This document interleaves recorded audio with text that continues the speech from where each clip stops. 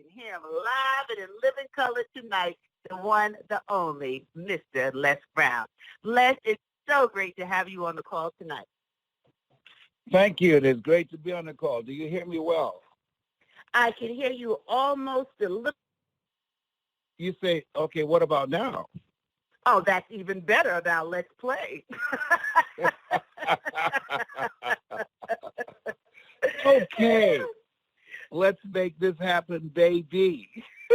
Absolutely. I'm just so thrilled to have you live on the call. You have such a faithful following of individuals who tell us each and every week how much they love you, how much they appreciate you. But you know what's really impactful, Les, is the fact that your words and your message are timeless, that we have new audiences who never knew who you were that have been referred to you on YouTube. They've picked up your books on Amazon.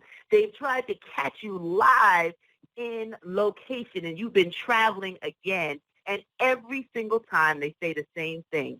This man is amazing. His words saved my life. He helped me through one of the roughest times in my existence. So I just want to publicly celebrate you again. And as you just finished up your birthday month, you are kicking down walls in 2019 and shaking names. Okay, thank you.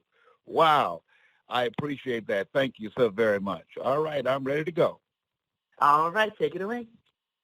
Okay, let's do this. I appreciate you so much, and I want to thank Dr. Stacey N.C. Grant for what she's been doing, and Kareem Ellis for the work that he's been doing to back her up. And I want to thank you for listening. And I've been thinking about this fact that I'm starting off my 75th year on the planet, and I want to thank all of you who've been giving your well wishes for me. And I've been thinking about this part of my life, this chapter of my life. One of the things I noticed, and I said a few weeks ago, that when we do seminars or workshops, very seldom we see people in there that's over 50. And many people retire from experiences that will instigate growth and development. I've seen more people dressed in white flying across country to go to a dance where everybody would dress in white, or go to Chicago and to learn stepping, anything involving entertainment, or go to see a particular group that they love. They're organized and rent a hotel and spend money going and get a good outfit and show up to be a fan, to be in the bleachers or on the front row. And it says a lot about the culture that we live in that's an entertainment-driven culture.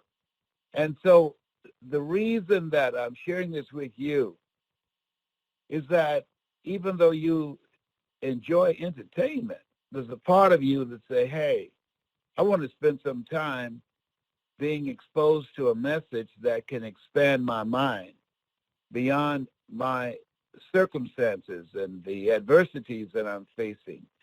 I want to spend some time being in the ear range of a message that can begin to decode my mind and help me to step out of a life of living average that is racing to the bottom to begin to step into my greatness, which is soaring to new heights. And so congratulations to you, but be aware that you are on a path of the road less traveled by Robert Frost. As Robert Frost talked about, two roads diverge in the yellow wood, and I selected the one less traveled by.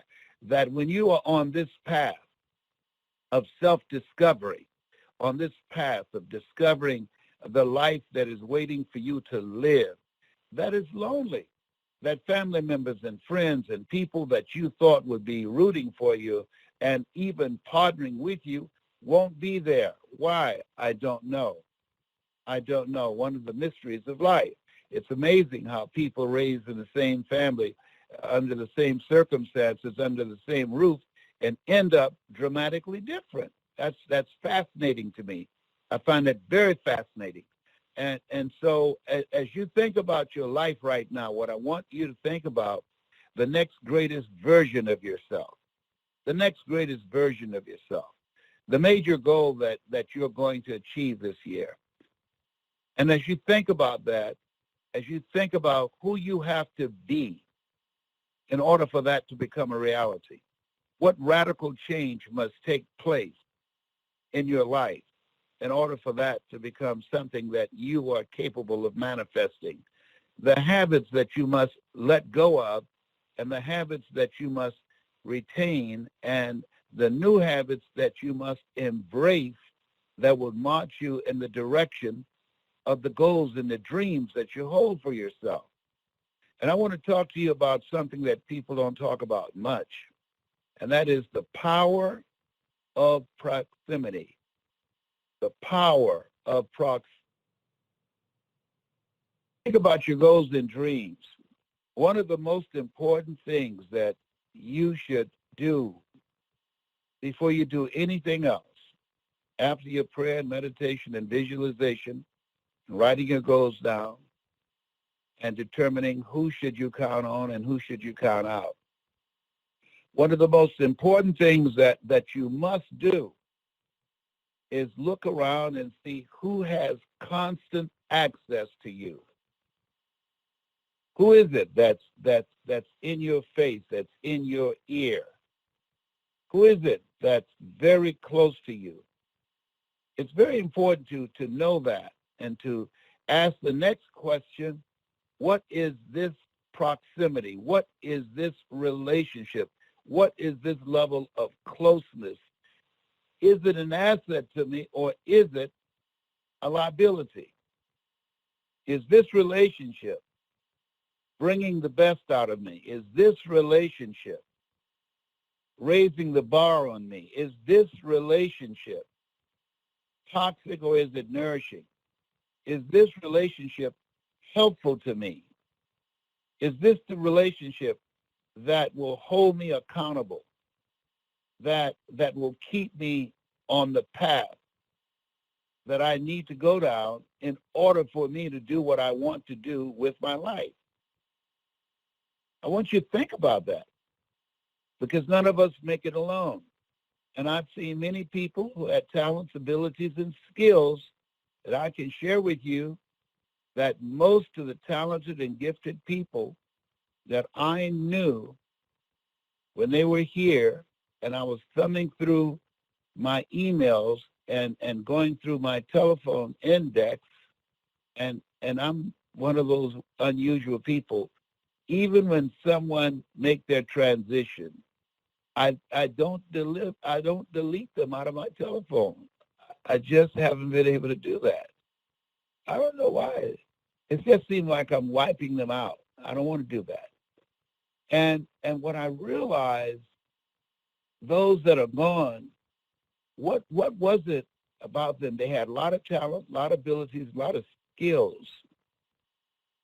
But as I looked and I thought about and reflected on their lives, what I noticed that they had in common, those who just lived a mediocre life, but had the potential to do so much more, they were not aware of the power of proximity.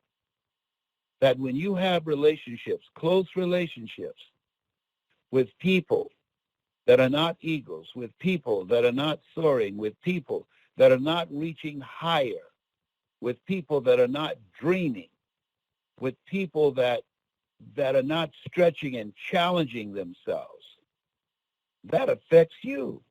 They did a 26-year study on obesity, and they said that if you communicate with a person in another state, not even just in the state where you are, in the city where you are, in your household, in another state that's obese, you have a high chance of becoming obese yourself by being in communication and being in relationship with that person. Just think about that. That's just dealing with obesity. Now, they haven't even dealt with it in terms of income. I know myself, because I've been practicing the principle of OQP, only quality people. that I made it a point to be around people that I can learn from, people that I can grow from, people who were earning more money than I was earning, so that I could watch them, so that I could study them, so that I could be exposed to them. And a lot of people are living a life of mediocrity because they haven't been exposed to anything else. If you're around people who use profanity all the time, guess what? Pretty soon you'll do it unconsciously. If you're around people who are not stretching and not challenging themselves, and they spend a lot of time talking about what they saw on television, guess what? It will affect you. And you share notes about what you saw on television or at a sporting event that has nothing to do with you realizing your potential and doing the great work that you were chosen to do out of 400 million sperm. See, most people are impacted by our educational system where we are measured by our ability to memorize facts and figures. I've never had a job where somebody asked me a question about something I learned in history, about who was the third president or any of the questions that we have to memorize to get a passing grade. I've never had that. And we've gone from an economy where that the manufacturers and the major corporations had groomed us for jobs to overnight, it seems like, to an entrepreneurial area where your intelligence and your qualifications are not based upon what you can memorize, but what you bring to the table. It's about what is it that you have, what value do you bring, how you can create the impact that you're indispensable. One of the things I learned a long time ago when I was working in radio, they paid me to be a disc jockey. But in addition to that, I took on the responsibility of becoming the music director. I took on the responsibility of being head of productions and doing commercials. I took on the responsibility of learning to rip the news for the Associated Press and read it. I took on the responsibility of having a talk show. I took on the responsibility of doing editorials and leading demonstrations against police deadly use of force and police brutality and other things of maintaining the detriment of our community. I took all that on and did not get paid for it. Why? Why do they say in the book of life, the greatest among you will be your servant? Because when they fired me, I was able to go from being a disc jockey to being one of the most effective vocal state legislators in the history of Ohio, from the 29th House District.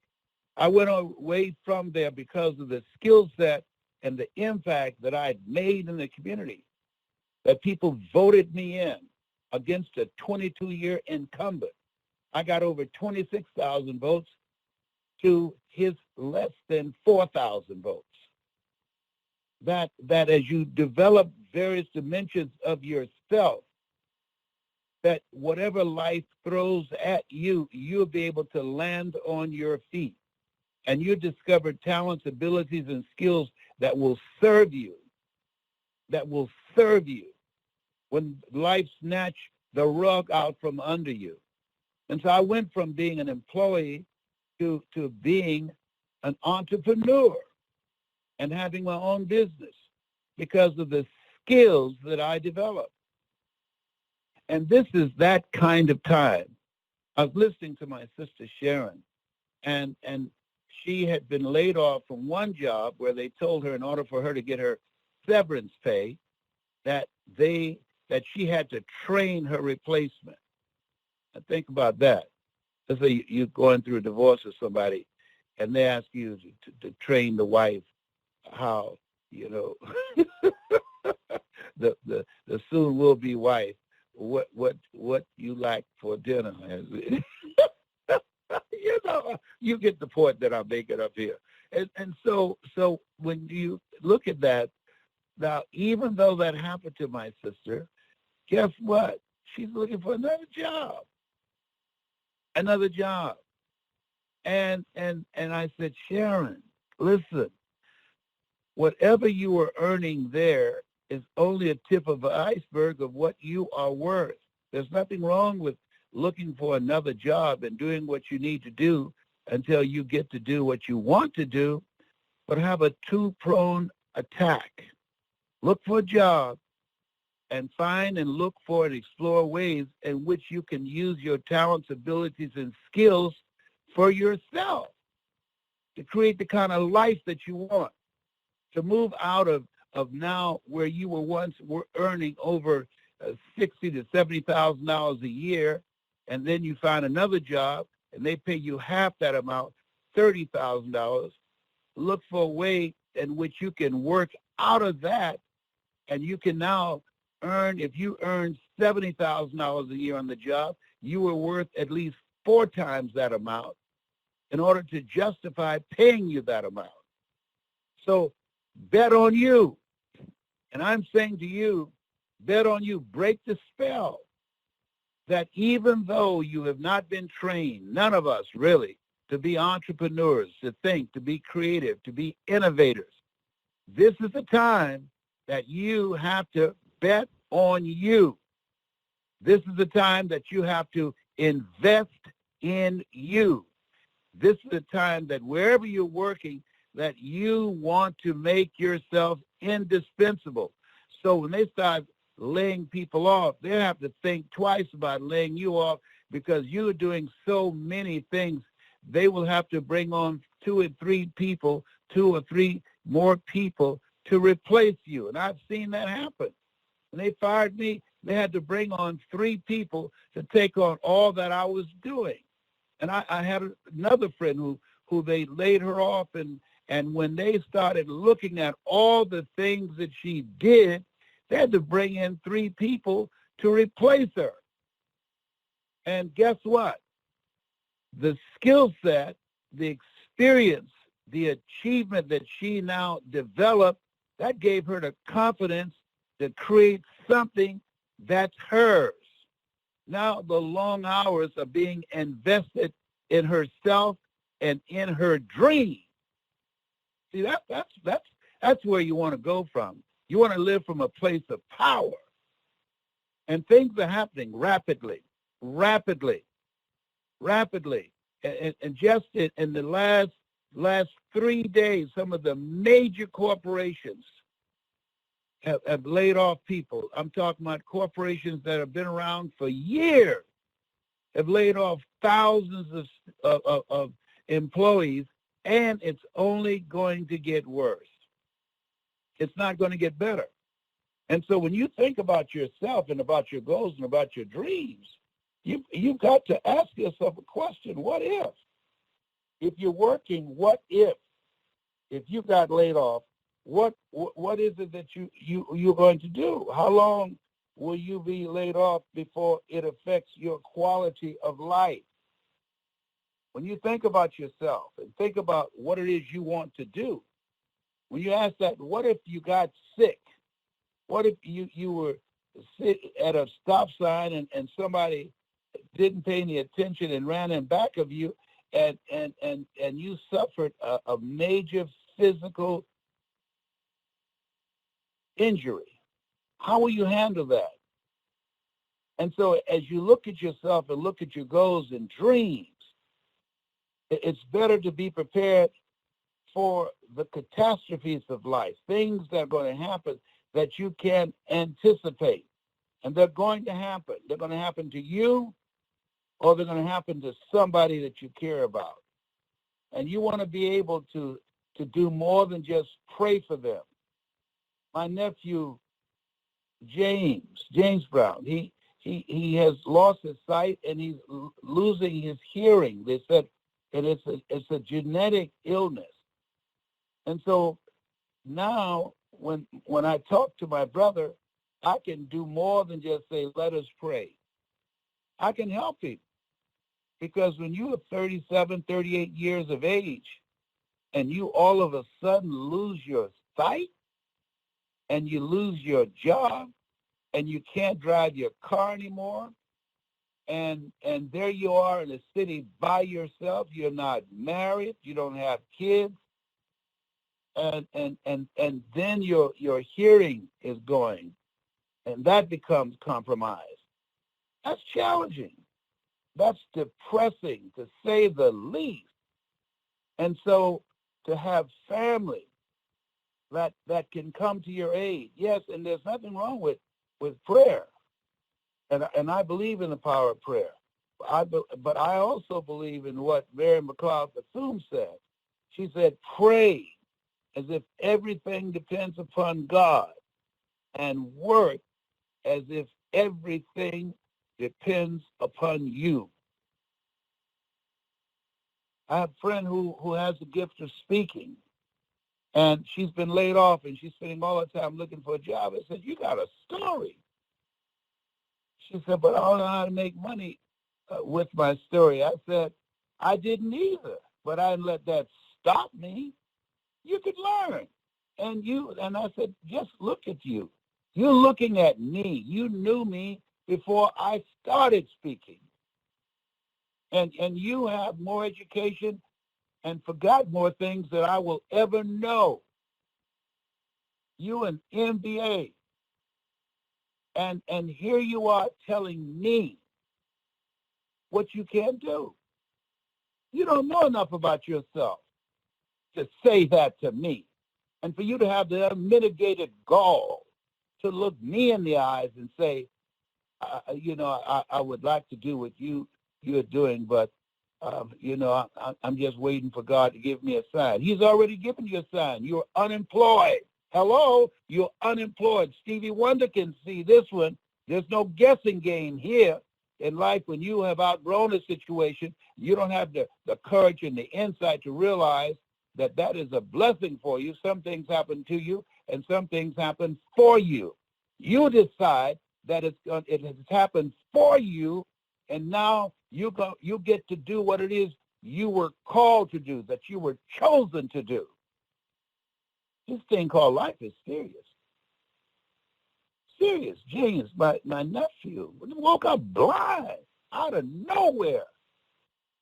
Let me share something with you. You woke up in your right mind. That's a blessing. People complain, oh boy, it's raining outside. I call it liquid sunshine. If you can go to the bathroom by yourself and on yourself, it's a wonderful day. It's a wonderful day. It's a great day. Every day is a great day. If you don't believe it, try missing one. And so when you bet on you, when you start thinking about what do I want to do with the rest of my life, when you start thinking about what is it that I would do if I knew I only had 6 months to live? What will I stop doing? And what will I do that I enjoy, that I love, that's me? And who will I stop communicating with? And who will I spend more time with? Oh, you need to ask that question and be about the business of doing that, because for all you know, this could be it. And what I'm realizing and what I'm focusing on in my own life is being more mindful of choices that I'm making.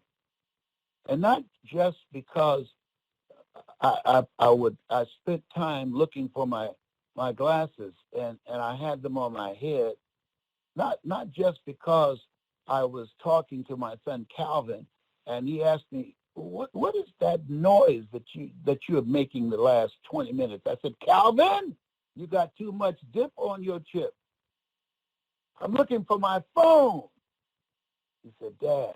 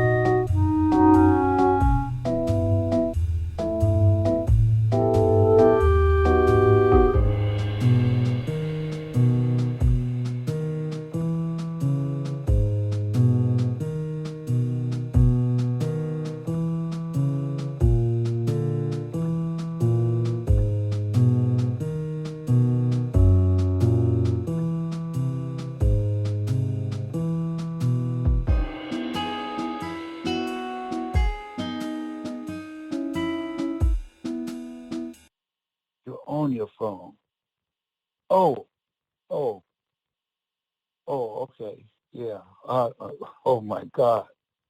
All right. Wow. Hey, stuff happens.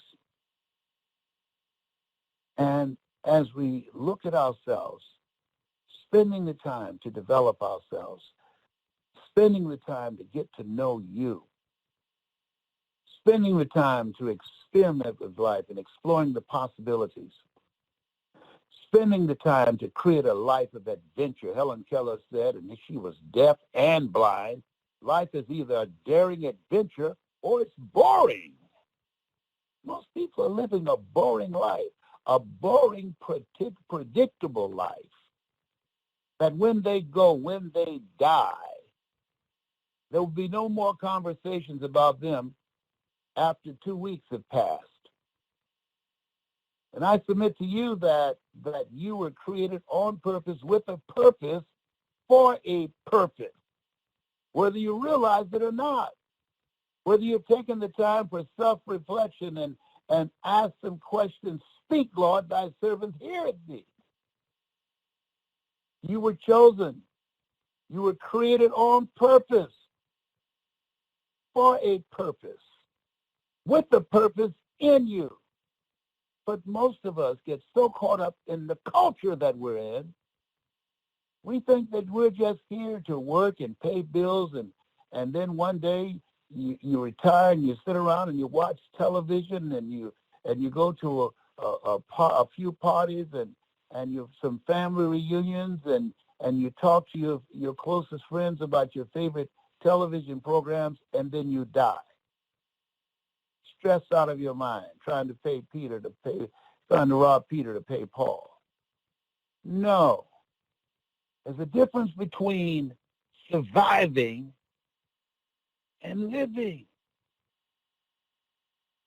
There's a difference.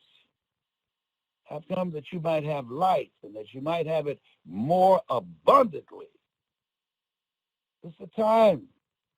Your former years, your latter years will be better than your former years. Why?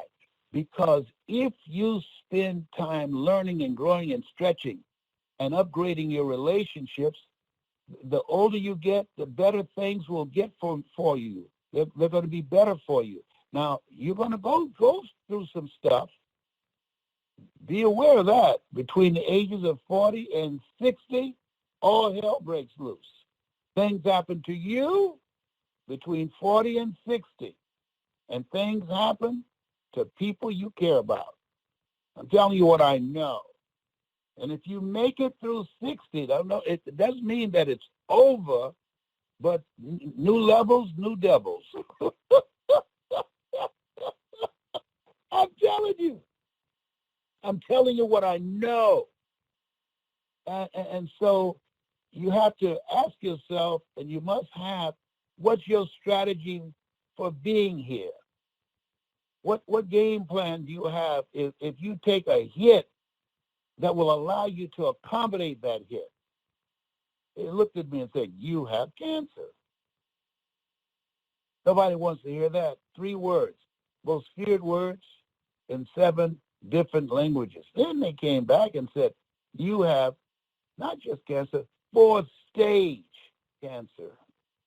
4th stage. Now, to most people, that conversation would be, oh my God, I'm terminal, I'm out of here.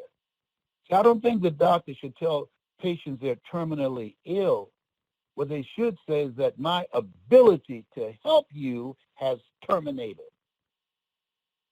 And so as you look at yourself, stuff's going to happen to you or people you care about, or people that you care about. And as I was looking through the calls on my phone and names of various people that are out of here, that are gone, I say, wow. You know, it's shocking when you call someone and they say, oh, you didn't hear? No, hear what? Oh, she's gone. She's gone. It's shocking. And so we know that we are born to die. We know that. We know that that we have an expiration date. No one dies unexpectedly. Everybody's going to go somewhere or another. And so living on purpose and maximizing your time here, and ask the question, what does the next greatest version of myself, what does that look like? What is it that I need to do to continue to live a healthy, happy, prosperous life? What area of my life that I need to make a radical change? I looked at myself the other day and I was repulsed. I was repulsed. My sister Margaret, they called me a fat pig. And for the first time, I saw it. I don't know how I missed it. I saw it. I remember one time talking to Marvin Wine, and he said one day he got out of the shower and he glanced in his peripheral vision and it looked like two people were getting out. And he made a decision to do something about it. And he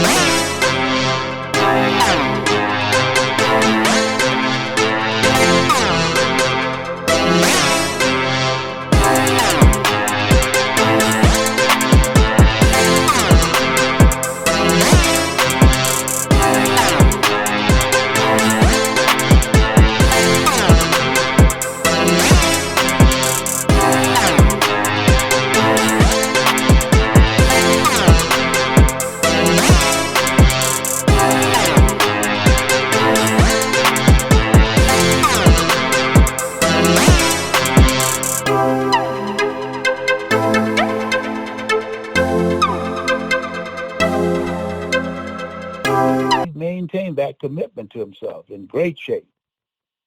That was years ago, and he's still in great shape today.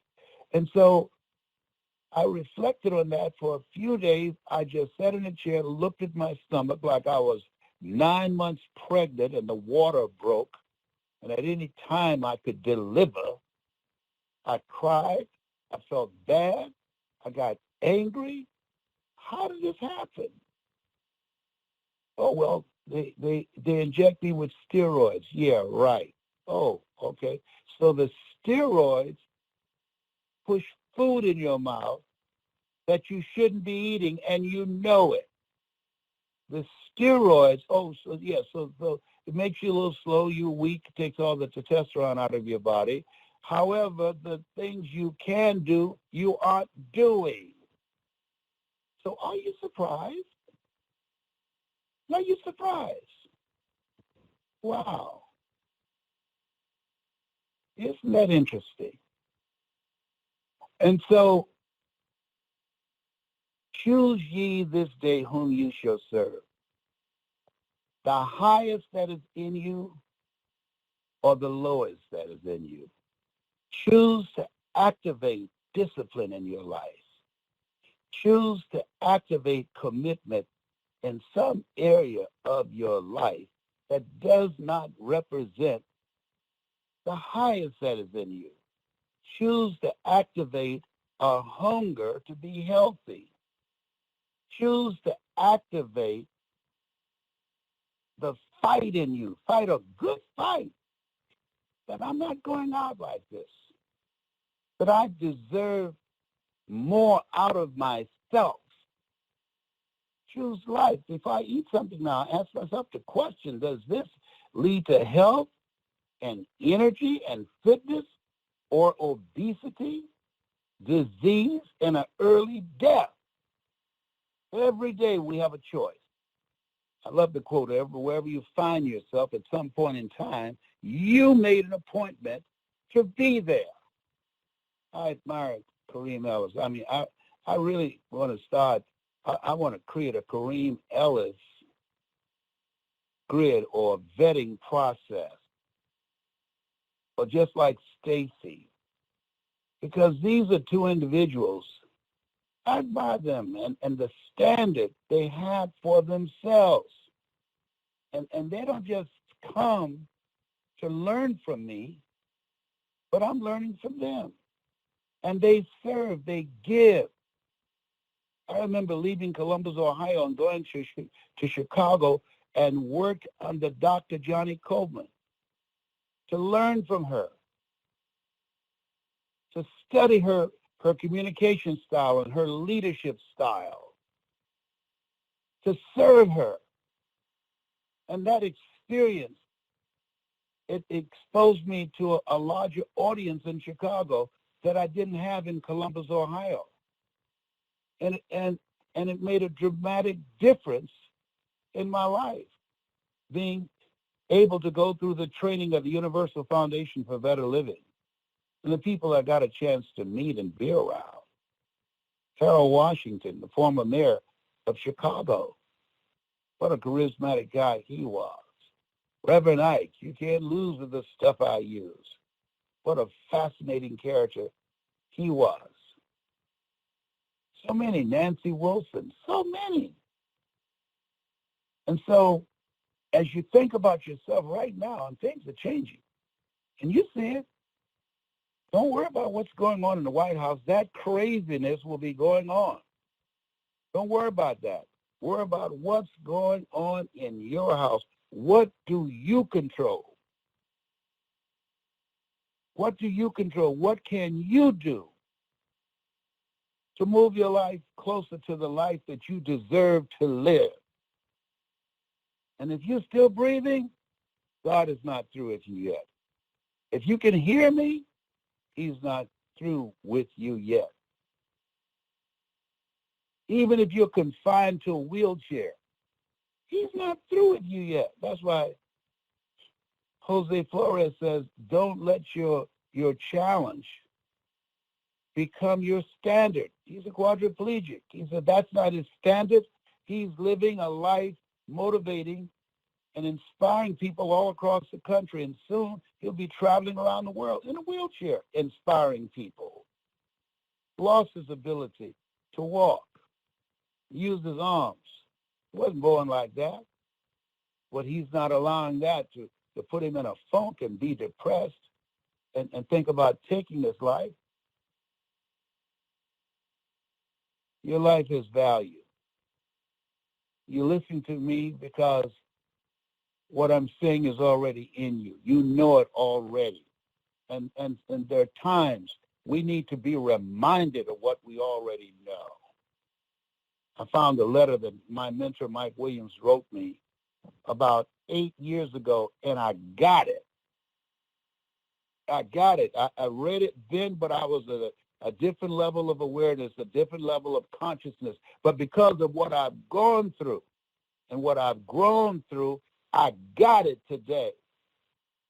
And I just thank God. He had no idea when I left a message on his phone with my voice cracking and broken. Thank you, Mike. A voice of gratitude. He had no idea. I finally got it. I saw it. It's like you go see a movie and you see it a second time or a third time, and you see things that you didn't see the first time or the second time because of your level of awareness and what you've gone through and your life being in a different place. Now it makes sense. Things Mama said to me. She said to me that I forgot. And then something happened that reminded me, oh boy, Mama said there'll be days like this. There'll be days like this. You have something special. I don't know you, can't see you. You can't see me. You have something special. I know that based upon my own experience. You're God's masterpiece because you're a piece of the master. That's my story, and I'm sticking to it. Stacy, O.D. Hayes. O.D. Hayes, 75 years, kicking down doors, changing lives, and making a difference.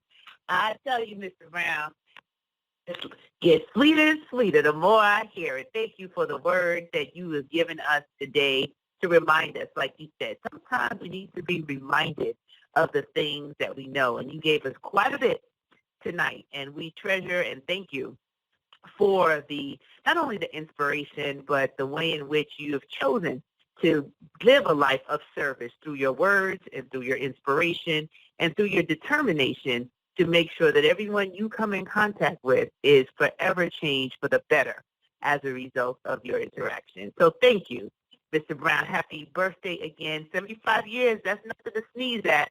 That is quite an accomplishment. So we are grateful that we've been blessed to be able to be a part of your world. And the best is yet to come. Thank you so much. I appreciate you. So thank you so much again for being here. Enjoy the rest of your night. Have an awesome week. And